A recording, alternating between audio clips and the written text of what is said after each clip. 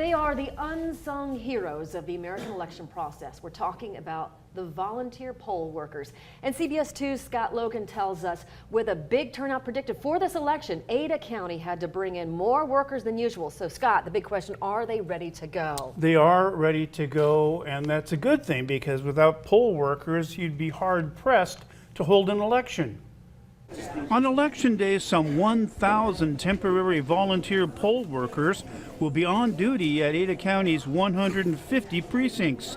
And given the anticipated big voter turnout for November 6th, elections officials have had to hustle to get enough workers trained and ready to go. So we've actually been working on this for a couple months now, but almost all the precincts have a little bit extra staff compared to what they would on a smaller election.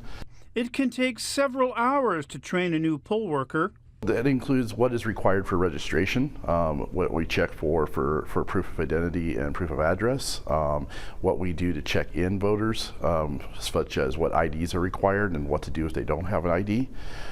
We also talk about the ballot accounting process, what needs to be done to make sure that all the numbers are correct and everybody, every ballot is accounted for, every signature is accounted for.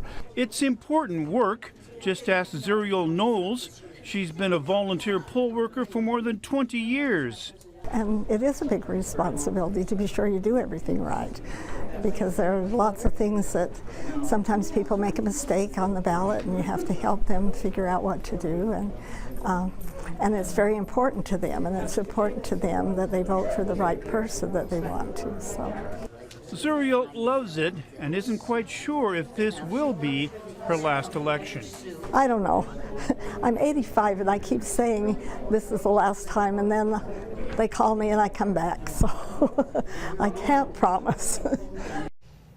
And they're called volunteers, but they do get paid. Those who work during the early voting period get $10 an hour. Those who sign up just to work on election day get $125. All right, thank you, Scott. It is going to be a busy election day for those volunteers, November 6th. So you can find out everything you need to know before you cast your ballot in this election. You head to idahonews.com and look for our guide. It's at the top of the page to learn more about the candidates on the ballot.